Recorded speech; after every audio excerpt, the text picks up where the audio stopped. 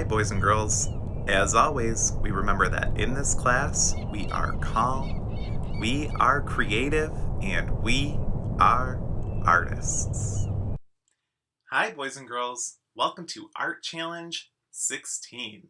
This art challenge is called the Chalk Art Challenge, and it's perfect for our last challenge of the school year because you have all summer to complete this art challenge, which could be totally fun to fill your summer with chalk drawings all up and down your driveway. This art challenge is so special because we have a special guest that I can't wait to tell you all about. Her name is Erica Thurkins, and she is a mom of one of my second grade students at Wales. She's a professional artist who travels the entire United States at all different chalk art festivals, and she is going to share some great information with us today. The materials that you are going to need for this art challenge include sidewalk chalk, and if you have one of those art kits that include chalk pastels, those work great for sidewalk chalk drawings as well. We know that art always starts with an idea, and the idea behind this art challenge is that artists can use their artwork to say something important. Sometimes it's easier to draw a picture than to find the right words to say. Just like writers use words, artists use pictures to tell their story. We are going to use chalk to spread a positive message in this art challenge. The art word for the day is local artist. Today we're interviewing a local artist, and when somebody is local, it means they live within our school community, which is really special. The artist connection we have for our art project today is Erica Thurkins. Like I said, Erica Thurkins is our special guest artist, and she lives in Wales, and she is the mother of our second grade student, Finn Thurkins. Mrs. Thurkins travels all over the US creating chalk art at different festivals. She uses her art to tell a story and to spread joy. You can see her artwork locally in East Aurora in places like Taste. Okay, it's time for our interview. Hi, Mrs. Thurkins. Thank you so much for taking the time to talk to my classes about your artwork and what you do. My first question for you is, can you talk about what kind of artwork you create and how you started making art? Hi, Mr. Neparella. Hi, boys and girls. I am Miss Erica. I'm Finn's mom, and I am talking to you today about being an artist. It's what I do. I do all kinds of art, actually. People hire me to do lots of different things. Primarily, though, I am a chalk artist. I go all around the country, and I was supposed to go across seas this year, but hopefully maybe next year I'll be going to England or Italy or Germany or all three, because there are these festivals all around the world that bring artists just like me together. We get down on the pavement or the concrete or whatever, and we create different pieces with chalk, big pieces. Usually the minimum size is 10 feet by 10 feet, and I have a rectangle outside that is roughly 10 feet by 11 feet. That's where I had my llama.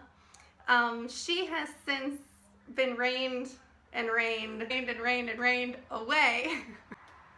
I got started in art since I can remember. I definitely remember very vividly in first grade, we learned how to make portraits, and we made self-portraits, and I remember being taught how to do the triangle nose. You make football-shaped eyes, and I was like, oh my gosh, the football shape make perfect eyes. This is wonderful. And I was hooked from there. And ever since then, yeah, I have always loved testing myself and making people look more and more like real people. Oh, that's so awesome. Question number 2. What kind of art tools do you like to use the most? And could you show us? Um, Here's some others that I've tried. Well, that are my go-tos now. This is after all the testing of the different things. This is what I've boiled it down to working best for me and what I like to do. So I have my hard nude pastels. The blues, the blacks are wonderful. Um, and actually, the whites are really good too, to get the last layer really bright for a highlight. Those are the new pastels. Then I have the golden chalk. This right here is Mount Vision pastels. Mount Vision are the creme de la creme of the chalk and the chalk artist community. It's the best of the best. So it's more expensive, but it's the best. Mount Vision is really for the spreading and getting your color layers in a large area. So you saw the new pastel didn't really show up. Watch this. This is considered a soft pastel. This is your more chalky kind of pastel.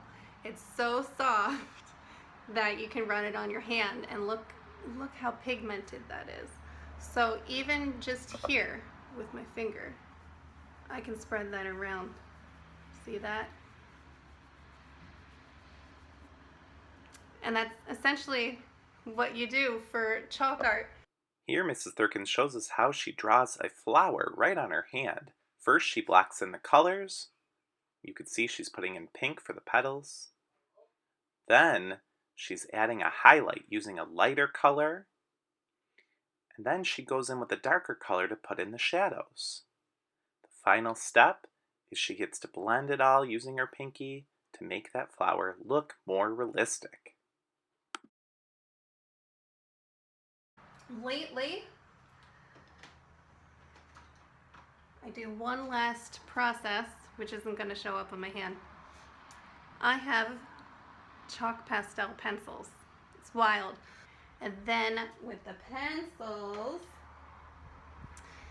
I can do details, or after blending, it all kind of, well, it blends into kind of this soft shape, but I can do even more layers with the pencil. And here are some of the art tools that she takes to the different festivals she creates art at. Look at all those chalks. I know that you don't use your name, Erica Thurkins, when you're signing your artwork. Is there some sort of meaning behind that name? I chose the name Sylph Art Studios a while ago when I was really gearing up to being professional and put myself out there to be hired to do portraits, which turned mostly into a pet portrait business for a while, and I'll still do them. But before I got into the chalk art, I was doing quite a bit of pet portraits. Sylph Art Studios I came up with because I've, ever since I was a girl, really loved fairies and the fairy world. And a sylph is a type of fairy, air elemental fairy, that is responsible for the airs of creativity. So that's where the name came up with. What is your favorite subject to draw? So my favorite type of art subject is a human portrait. However, as my skills developed, I was able to do other things. I apparently have a keen sense to be able to copy what I see in front of me. So whether it's from life or in a picture, I am pretty decent at recreating it as a painting or a drawing. Next question is, how do you come up with your ideas for your artwork? Do you sketch or practice your artwork first? Um, my challenge for me is that I do have ideas come to me. So whether it's a festival or an assignment, a project, or even just out of nowhere, something will pop into my mind. But with with how I am, even though I can copy what I see, and that's kind of where my talent and my skill lies, just naturally, I have always struggled with being able to put out exactly what was in my mind. Only just now, with current technology, able to piece things together from different images. With programs like Photoshop, I can piece the things together. I can carve out pieces and paste them together in a composite, a whole image that closely represents the image that I've had in my mind. My final question for you today, Mrs. Thurkins, is do you have any advice for our elementary artists? Sometimes an art piece um, can take a long time. Sometimes it can take months.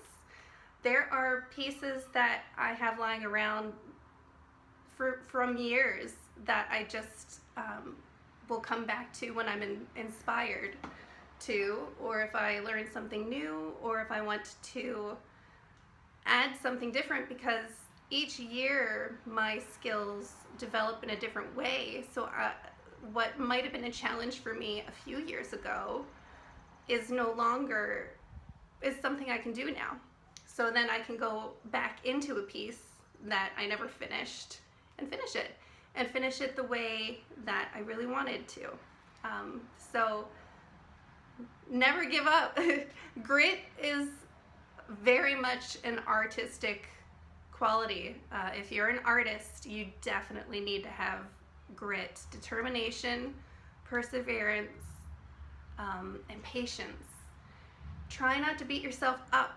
Some artists will design their pieces thinking that it's going to be a crowd pleaser or a judge pleaser, so that they can get a prize. And I felt myself wanting to do that too, because again, who doesn't love winning and getting money? But now I have let that go a lot, because I think what we do is kind of important. Chalk art is a very out there kind of art form. It's something you can do publicly, out in public, to send a message or to get people to think about what you want to. And I think that we are in the best time for that. And a lot of people are recognizing this gift that chalk artists can make these messages, because it's an accessible art.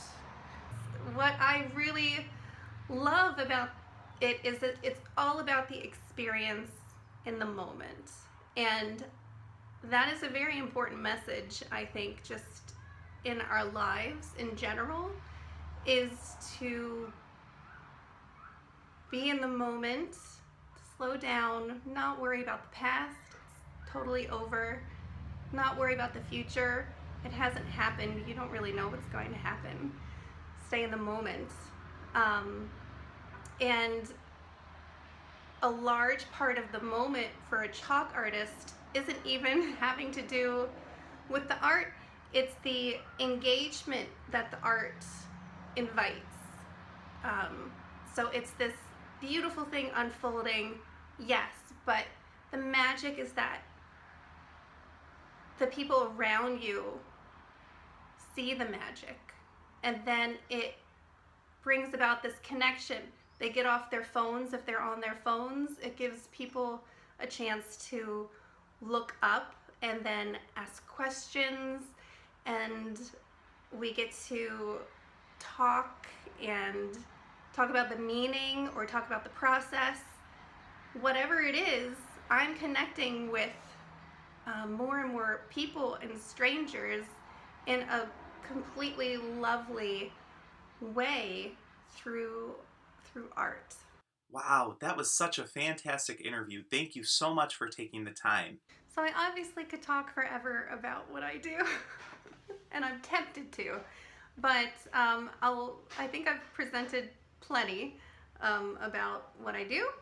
And if anybody has any questions, just let me know. And I also, since sadly my festivals are all canceling, I'm canceled all through the summer.